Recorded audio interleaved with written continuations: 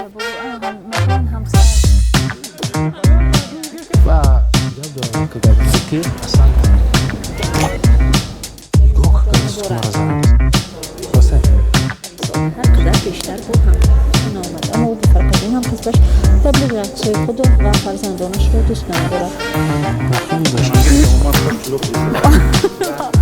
چکل ارچه زیبا امریدیم بیا مرا در پیش همین ارچه یک عکس گیر باور میکنی یا نه من در پیش ارچه کلون شهر یگان عکس ندارم. واقعا ارچه بزرگ دوشنبه امسال همه رو تسخیر کرد، همه با اون سلفی کردن. من حیرانم تو چی خیلی خفا موندی. خدیو ایستا یک سلفی بگیریم.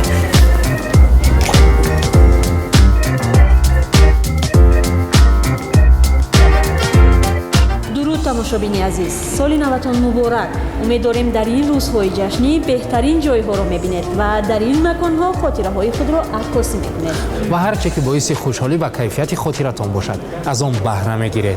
ضمناً امریدین سال سگ زرد سال دوستی و صداقت و باوفایی گفته می شود و چنین باور است که سگ با خود آرامش روحی و باطنی ترتیب و نظام می‌آورد. سگ به گروهی جانورهای گروهی داخل می شود و جمعیت را دوست می‌دارد. بنابراین امریدین توصیه می شود در این سال هرچی بیشتر با هم باشید و هر جا که سخن از محفل و جمع آمدها است اون رو بدون اشتراک سراینده‌ها و رامشگران تصور کردن غیر امکان است. ما می‌بینیم که سال 2017 برای مردم شاو بیزنس چون گذشت.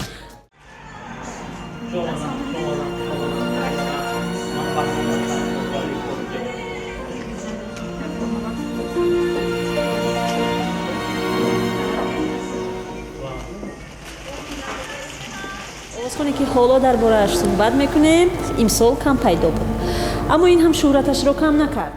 نیگینه رو بعد از چند ماهی کم پیدا و دور بودن از صحنه در این گوشه شهر ملاقات کردیم. به اطلاعی از احوالش هر آوازه و گمانها رو باعث گردید و هوادارانش رو مشوش میکرد. در این ملاقات مشخص شد که آوازه ها اطراف نامش تا کدام حد از واقعیت دور بودند.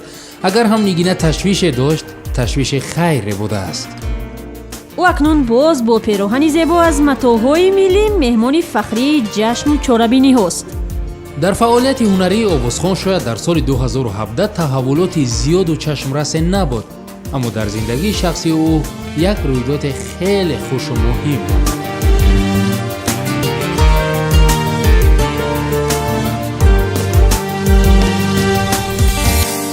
در آغوشی تو میمیرم، در آغوشه که از گرمی جان سوزی تنت سوزم، در آغوشه که از لبهای نرمت با دهانوشم،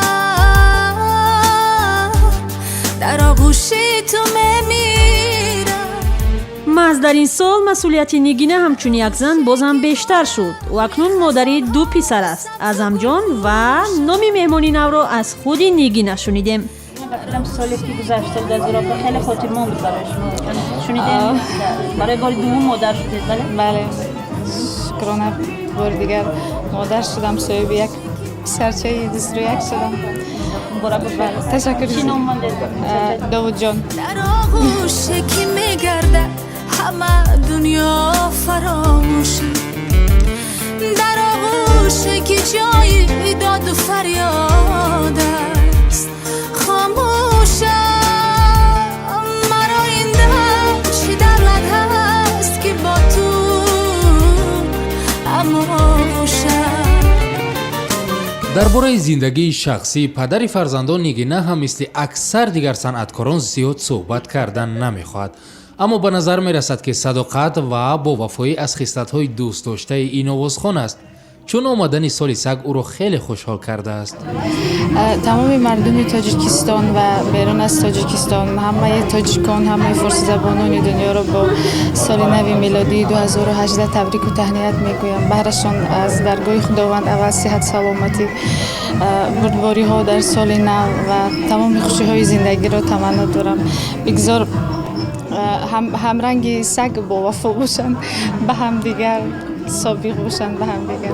تولد فرزند یک تکان دیگر برای چسب و تلاشی هنرمند است. از این رو پر انرژی است و میخواهد یک نیگینه دیگر را از صحنه هوادارانش ببینند. امسال میخواستیم با یک طرز نو، با یک سیل نو، یک دو سرودهای نو، ویدیوهای نو و کنسرتهای نو بکنیم. گر یاری منی بیا به من یاری کن های الله. این آوازخوان 31 ساله را اکثرا در جشن شورابینی ها پرودیوسرش بهروز زیورف همراهی میکند. هر صحبت و قراری هم که نگینه با خبرنگاران میکند از بهروز مشورت میگیرد.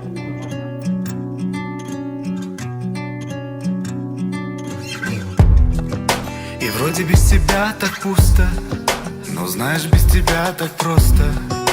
Я обещаю быть несложной на параллелях наших и слова мои не слышать просьбы, что сердце посылает. ولی زیورف نه تنها از کار و اسرار زندگی نگینه بلکه از دیگ شو بیزنس تاجیک هم خوب آگاه است. Но ты моя Иша, но ты мои не слыша, где искать мне вновь тебя. سال 2017 برای آوازخوان‌های تاجیک خیلی پربرار بود و بسیار از آوازخوان‌ها در صحنه‌های خارجی برآمد کردند در جشنواره‌ها، در کنسرت‌ها و این یک قدمی خیلی خوب است. وقتی که زیورف با ما از اقدام‌های هنرمندان از سال پیشین میگفت نگینه کام اهل مجلس شیرین میکرد.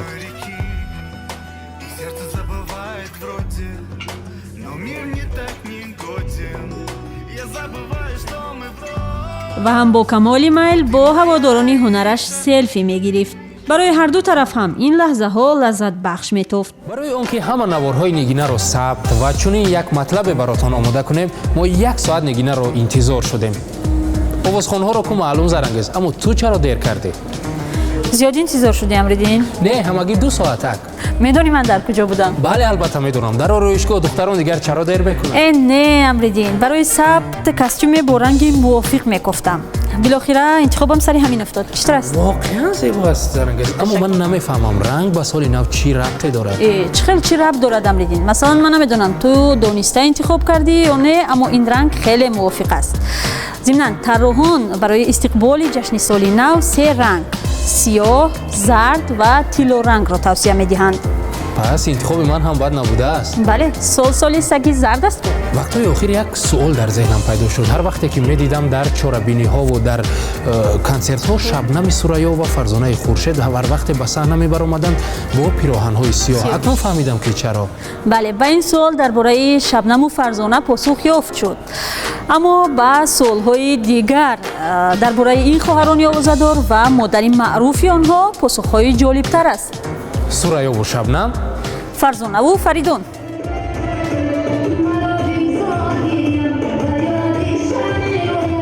امسال فقط آنها را یکجا دیدند، همراه ترانه خواندند و کنسرتی مشترک داشتند. شاید لحظه های سنگین زندگی آنها را بیشتر از بیشتر به هم نزدیک و غمخوار کرد.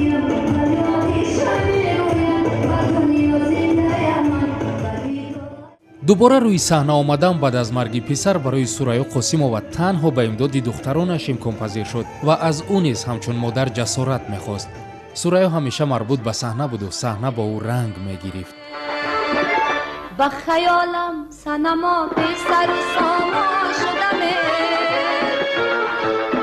با تو را یار کنم مستر حیران شدمه. 2017 به همه خاطراتش برای من هم وزمینی داشت، هم خرسندی داشت و هر یک انسان همیشه کوشش میکند که خوشبخت باشد، خرسند باشد. من در این سال 2017 خوشبختانه یک برنامه کنسرتی که برنامه فرزانه بانو بود، من، شبنم، فریدون همه اشتراک کردیم و لحظه هم که بود در همین برنامه من خود رو خیلی خوشبخت حساب کردم.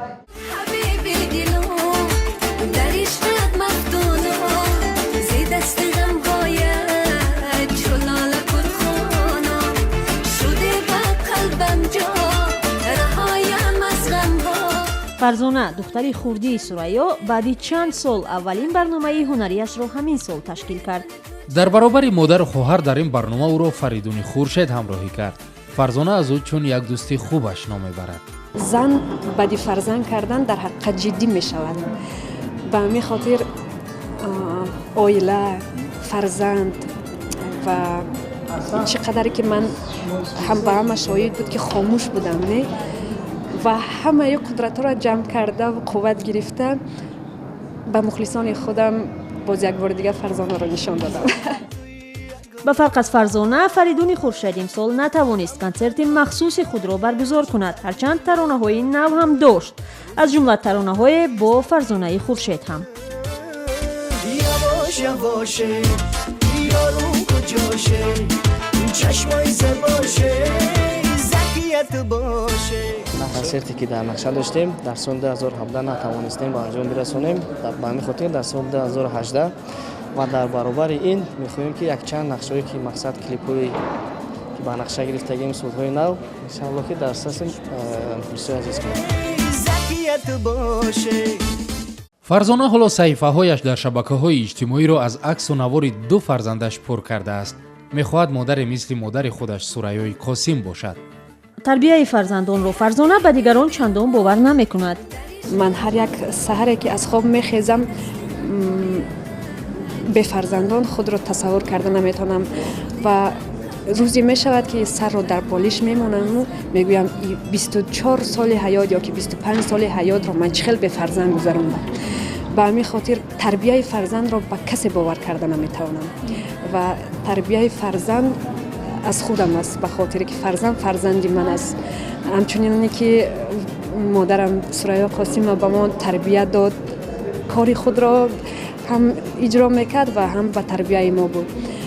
میبینید که امروز بد نیستیم و تا این روز اولی کسی با شستن فرزندی منو با نگاه کردن گویم خطا میکنم، اما با شستن فرزندی من تا حالی کسی نزدیک نشده است. همش را خودم میکنم. فرزانه باور دارد مادرش در هر دو سمت هم کار و هم تربیت فرزندان موفق بود. خواهران آوازه‌دار شبنم و فرزانه در چند سال اخیر با یک ایمیج یا شیوه خاصی پوشش لباس و رویمالبندی در محفل‌ها ظاهر می‌شوند. این تغییر در پوشش لباس هم بعد سفر به حج صورت گرفت. چند سال پیش در مورد سر و لباس آنها به ویژه اطراف پوشش شبنم سر و صداها زیاد بود.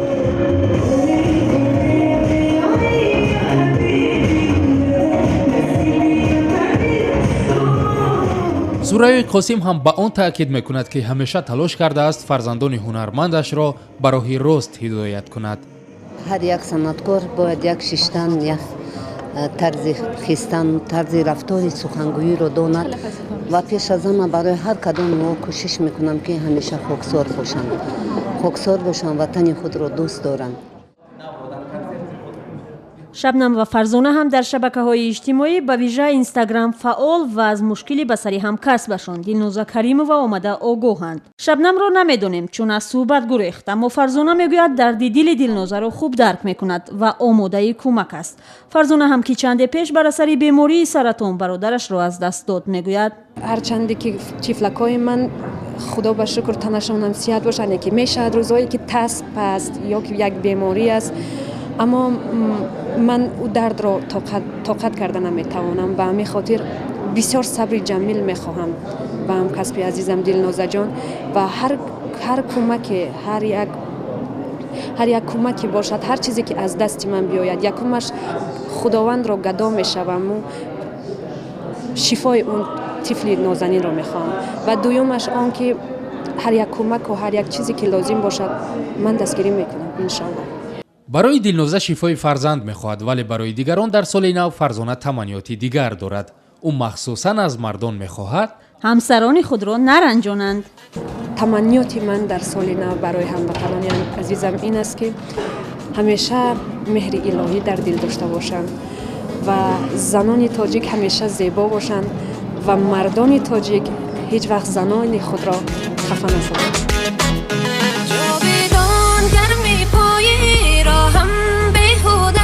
بر سراغم آیه هر دم بهود است جاودان گرمی پای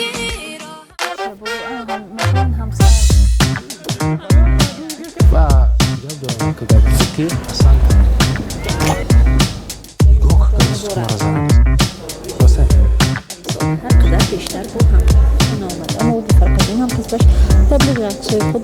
فرزندانش رو دوست ندارد. зарангез овозхон ки шуди дигар ҳама чӣ на танҳо рӯи саҳна балки тамоми паҳлӯҳои зиндагии шахсият ҳам барои мардум ҷолиб мешавад. Масалан мехоҳам бидонанд ки ҳамсаре ки ҳастӣ чанд фарзанд дорӣ, фарзандот ки ҳастанд, онҳо чӣ туранд, бо ки рафту о доред. Вале ба ҳар ҳол ҳамин шабакаҳои иҷтимоӣ вақтҳои охир сарояндагонро бо мухлисонашон хеле наздик кардааст. вале ба ҳар ҳол ман фикр мекунам Амриддин ҳанӯз ҳам ҳамаи онҳо бо масалан фейсбук ё инстаграм дӯстӣ доранд. Масалан Нигора агарчи бо Фарзона баробар рӯи саҳна омад, аммо ба фарқ аз ин ҳамкасбаш таблиғи аксҳои худу духтарашро дӯст намедорад. воқеан Нигора дар шабакаҳои иҷтимоӣ хомӯш аст. Дар суҳбат бо хабарнигорон ҳам хеле кам гап мезанад, вале ба ҳар ҳол аз суҳбат намегурезад. ҳоло дигар ӯро пайдо кардану аз ӯ гап гирифтан кори осон нест. агар ҳамчунин имкон шуд, хеле кам суҳбат мекунад. ба ҳар ҳол ин шабу рӯз ӯро фаҳмидан мумкин серкор аст ва ба барномаҳои соли навӣ бояд бирасад. бисёр соли фаромӯшнашуданӣ буд, чунки якчанд сурдҳои нав пешкаши мухлисони худ гардонидам. бисёр шод шудам.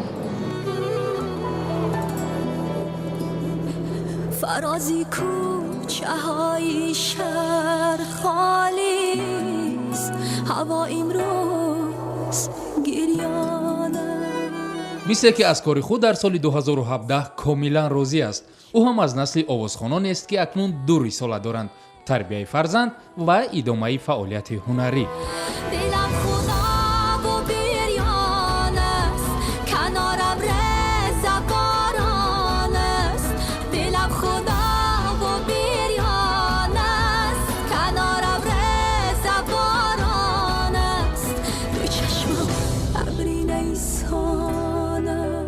البته این کار آسان نیست برای هر یک مادر، لیکن من حرکت میکنم که بسیار وقت خود رو راستیگه با فرزندم میذارم، چون که فرزندی عزیزترین چیز است. بله کی کمک میکنه در این سمت؟ البته مادر جان. عروس میرود بربری شه مهین مهین در دستی عروس چله. ба фарқ аз дигарон Нигораро дар интихоби либос муҳофизакор медонанд. چشم به هوسشان زنه بر مویوش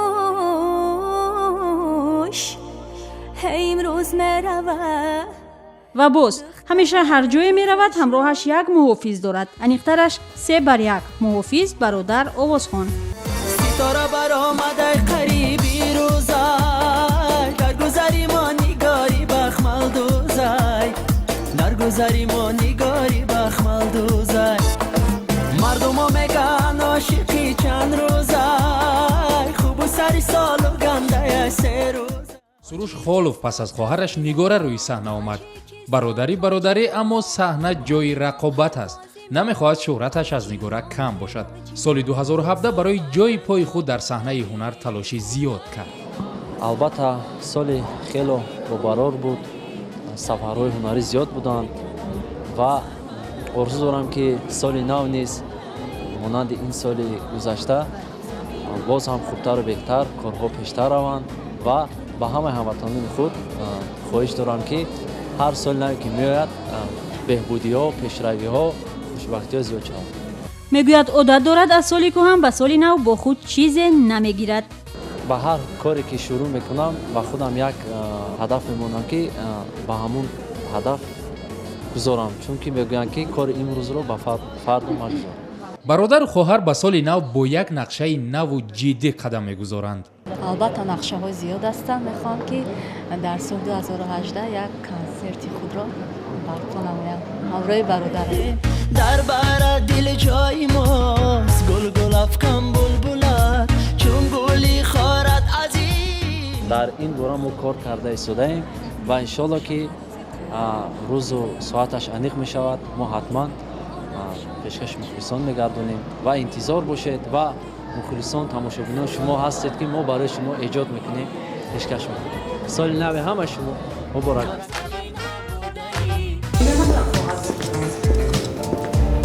бифармо Зарангез. ташаккурам мекунам. беҳтарин кор кардем.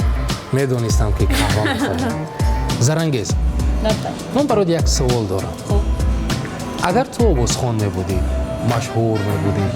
ҳама мехостанд аз ту автограф гиранд, бо ту акс гиранд, селфи кунанд. хуб мехосте ки зиндагии шахсии туро мардум донад, ошкор мекардӣ? рости намедонам амридин. воқеан аз ин тарафи экран таҳлил кардани зиндагӣ ва умуман шахсияти овозхона осон аст, аммо барои онҳо ба фикрам хеле мушкил аст. ба ҳар ҳол масалан нафаре ки ҳоло дар борааш суҳбат доштем, нигора зиёд рӯшан кардани зиндагии худро дӯст намедорад, аммо овозхоне ки ҳоло ба суроғаш меравем аз ӯ фарқ дорад.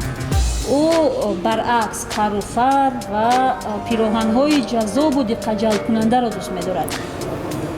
дар суҳбат бо хабарнигорон ҳама паҳлӯҳои зиндагиашро рӯшан қисса мекунад. ёдат аст Зарангез чанд соли пеш аз хонаи нимсохташ дар озодӣ як гузориш доштем? Но ведь ты знаешь сам, что люблю только тебя. Ты не забывай меня, прошу тебя, любя. ӯ аз камтарин овозхонҳоест ки метавонад дар бораи зиндагии шахсии худ ҳам бидуни парда суҳбат кунад. соли пеш бо ифтихор мегуфт шавҳараш низомӣ аст ва дӯст медорад Фирӯза ҳам бештар дар либоси низомӣ бошад. Ты не забывай меня, прошу тебя. як муддат ҳам Фирӯза имиҷашро ба ин шакл тағйир дод, аммо имсол аз пеши ин овозхон дар зиндагӣ ба қавле гурбаи сиёҳ гузашт. камтар дар зиндагиам сиёҳӣ дидам, аз шавҳарам ҷудо шудам. ба ҳамин хотир якамтар рӯзи вазбин буд ва мехостам якчаро қайд кунам ки хай ҳама дар зиндагӣ шахсии худ ин чизро дорад. мо санъаткоро ҳам хел ҳастем ки мо бояд ҳама проблемаи худро пушти парда кунем ва як чизи хуби сурудои хубкати як чизои материалои хубкати фақат пеши мардум баромада хизмати мардум да бошему дар хизмати ватан бошем. Тифли гирёнам аясман, хабнене бас ҷонасман. соли 2017 танҳо монд, вале боз ҳам ноумед нест. акнун бештар дар маҳфилҳо духтараш ҳамроҳаш аст. зимнан соли пеш дар васфи асмаи хурдсоли худ суруд хонд, аммо ҳоло дар бараш як духтари қадрас аст.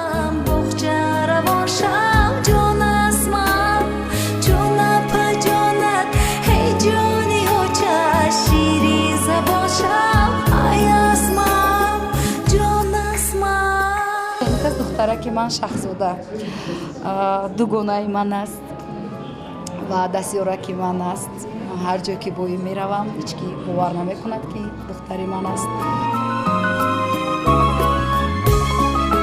шикаст дар зиндагии овозхонро нашикаст. ӯ дар соли нав як ҷашни хос дорад. дар соли нав 10 солагӣ сарояндагиамро ҷашн мегирам, қайд мекунам ва як карнавалшови хуб мегузаронам баҳри худам ва 10 то суруди нави тозаро пешкаш мекунам баҳри мухлисони азизам ва тамоми санъаткоронро инҷо даъват мекунам.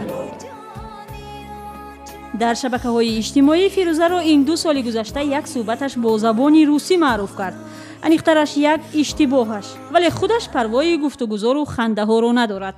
мо рус нестем, мо тоҷик ҳастем. мумкин як чиз дар хатогӣ рафтагӣ бошад вақти саросимагӣ ҳарф задани манда, лекин ман бисёр аз ин чиз намеранҷамам, фикри ин чизро ҳам намекунам. бовар кунед.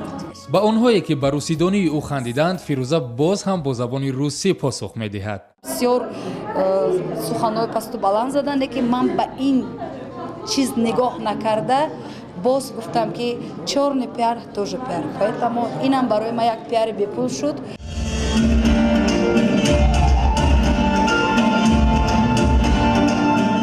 дар солҳои наздик оиладор шудан намехоҳад. бовар кунед, дилшикаста шудам беҳад, ба ҳамин хотир намехоҳам ҳалон бо ҳеҷ кас оиладор шавӣ. хай дар оянда ҳеҷ чиз намегӯям, наметавонам ягон чизро ман ози кафолатиаму вай ман нагузарад. мегӯяд ишқи ӯ ҳоло фақат 2 духтараш аст.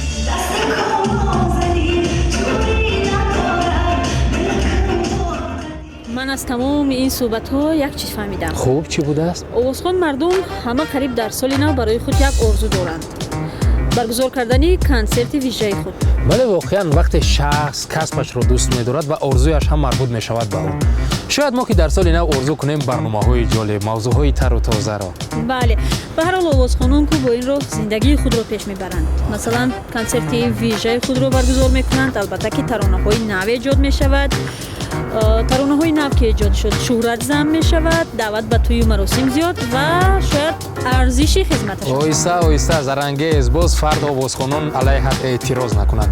арзиши хизматрасонии овозхонҳоро ки мо баҳо намедиҳем. Масалан, Зикрулло Ҳакимов мегӯяд ки арзонтарин чиз дар Тоҷикистон ин ҳунар аст. об доман будаи донистам, оҳ бе ғам будаи донистам. Зикрулло имсоли худро масрафи сохтани имиҷи санъаткорони ҷавон кардааст. ин ҳарфи хушку холӣ нест. соли ҷавонон буд, кӯшиш кардем ки дар саҳнаи тоҷик бисёртар ҷавонон бошанд. бисёртар ба онҳо оҳанг навиштем, эҷод кардем ва рости гап аз бисёр баромадҳои ҷавонони имсола барои худа дарс ҳам омӯхтем. рости гап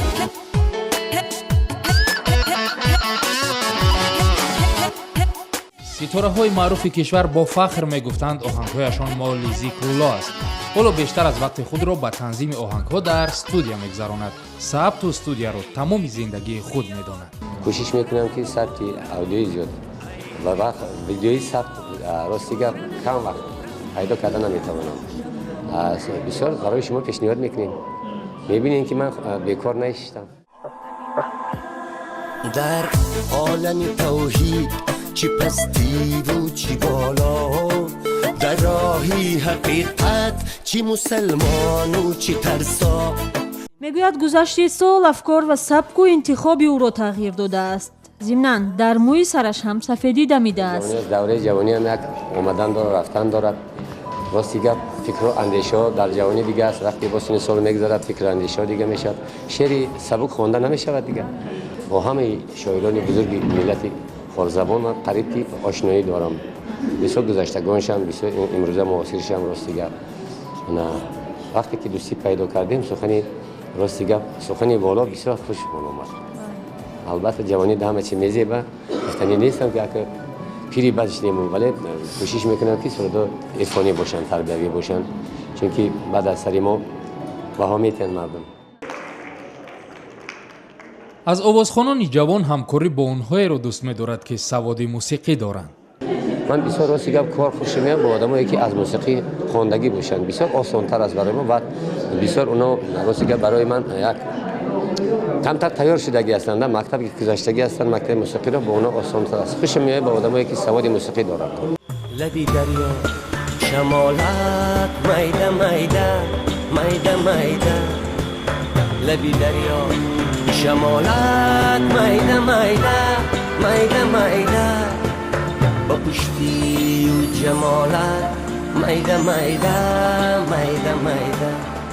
зикрулло аз ҷумлаи овозхононе дониста мешавад ки арзиши хизматаш дар тӯй гарон аст. дар зимн ӯ ҳам ба интиқодҳо аз нархи гарони хизмати овозхонон дар тӯю маросим ва пешниҳоди танзими ин самт розӣ нест. ман фикр мекунам ки аз ҳамада дар тоҷикистон ҳунар арзон аст. агар як назар кунем ба ҳамсоё ва тамоми рӯи дунё, аз ҳама арзон ҳунарманди тоҷик аст. бовар кунем ба андешаи акростига ба ҳама чи одат кардан мумкин аст. одамизод ба ҳама чи обутоб меёбад, ба ҳама чи одат мекунем. бо он ки солҳо рӯи саҳна аст, дар бораи оила ва фарзандони ин овозхон ягон маълумот нест. аммо хабарҳои ҷаҳону тоҷикистонро ӯ ҳамеша пайгирӣ мекунад ва тавре худаш мегӯяд мухлиси озодӣ аст. ва ман хусусан мухлиси доимии радиои шумо ҳастам. ба ҳамаи шунавандагону тамошобинони ва шунавандагони радиои озодӣ дар соли милодӣ хонаи обод, тани сиҳат, рӯзгори нек орзумандам. яъне ки аз қадамҳои нахустини радиои озодӣ бо шумо будем ва мухлиси шумо ҳам ҳастем. ҳамон дилбар ки дил бурд аз ту аз мо хуш ҷамолат. ҳамон дилбар ки дил бурд аз ту аз мо хуш ҷамолат. ба мисли ман насиби дигаре шуд худоё. соли навро мехоҳад бо сафарҳои ҳунарӣ ба хориҷ шурӯъ кунад. онҷо чизҳои омӯхтанӣ меҷӯяд. لبی دریا شمالک میده میده میده میده با پشتی و جمالک میده میده میده میده. شنیدید ها؟ زیگرولو مخلص آزادی بوده است. شنیدیم امریدین گفتنی ما هم ستاره ایم؟ نه، ستاره ها مخلص ما هستند. ضمناً گزارش نوبتی ما درباره یک هنرمندی است که اگر به آوازه ها باور کرد به صدمه دچار شد، کسی را کورد زد، باز هم در آزادی است و یک جراحی ناموفق پلاستیکی هم داشت. سلام خودرو با تمام مخلصانم میرسانم. سالی نوی همه شما را مبارکباد میگویم.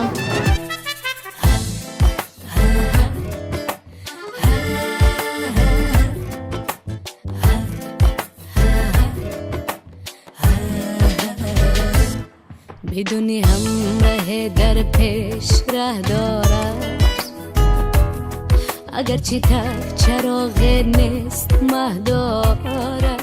سال 2017 زلیخا اصلا روی صحنه نآمد، ولی در چند کلیپ که در خارج نواربرداری شدند از خود درک داد. خودش میگوید امسال خیلی سرکار و سرمحصول بود. با شویتسیا سفر کرده بودیم، سفرهای هنری، کنسرت کلام برپا کرده بودیم. با مسکو خاطره ها همین است. در تاجیکستان یگان بار در صحنه نبرآمدم، فقط کلیپ کردم. کنسرت هایی بودن که دعوتی بودم، یا اینکه من سفرهای هنری داشتم یا اینکه در تاجیکستان نبودم، با همین خاطر نتوانستم که در اونجا اشتراک کنم. هنوز آوازهای بستم آزادی میخواهد، غزلها شادی میخواهد. زمانی زلیخا مشغول ثبت کلیپ و کنسرت ها در خارج بود، در داخل اطرافش آوازه ها خیلی پهن میشد. میگفتند جراحی ناموفق بینی باعث شده که او از آمدن روی صحنه خودداری میکند. جراحی بینی خود را زلیخا هم پنهان نمیدارد، او راستش را گفت. راستی من در این موضوع علاقه اینترویو دادم. گفتم که من برای سیمای خود را زیبا کردن جراحی پلاستیکی نکردم. من تنها برای نفس کشی هم کمی مشکلی داشتم، مجبور بودم این کار رو بکنم چون که من سراینده هستم. زلیخا از تغییرات در روی خود شکایت ندارد و او به شایعه ها اطراف نام و زندگیش عادت کرده است. البته هر روز یک خبر هست ولی نمیدونم کدومش رو بگویم. یکی زنگ میزند میگوید که ما فهمیدیم تو به صدمه افتادیم. میگویم که نه، آخر من ساق و سلامت هستم، شکر. با یکی دیگر یک روز زنگ میزند میگوید که زلیخا ما یک نوار دیدیم در اینترنت که در کدام توی نمیدونم جنگ شده است، تو با کسی کارچه میزنی. من گفتم نه، آخر من این خیلی کارها از دست من نمی آید. برای همین هر روز یک خبری نو، یک چیز به گوشم میرسد و قدر اهمیت نمیدم.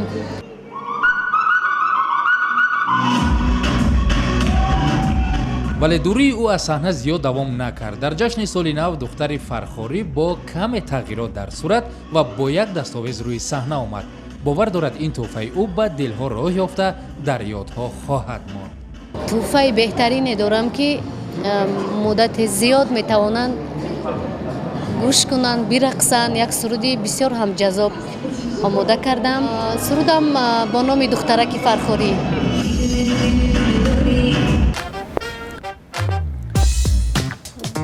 ستاره های پاپ تاجیکستان را جمع آوردیم برای شما دوستان عزیز ما تا در سال نو تمنیاتی نیک بکنند. و چقدر تمنیاتی نیک هم شنیدیم برای ستاره ها و هم برای همه شما در سال 2018 سال سگ. ما تحولاتی خوب و خوش می‌خواهیم.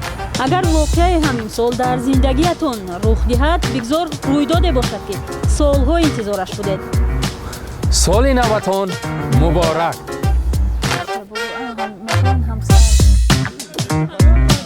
و یاد دارم که گفتی اصلا نگاه کنید شما را زنید باسه هر قدر بیشتر بود هم نامد، اما او بفرقدون هم قصدش تبلیغ رقصای خود و فرزندانش رو دوست ندارد. مفهوم داشت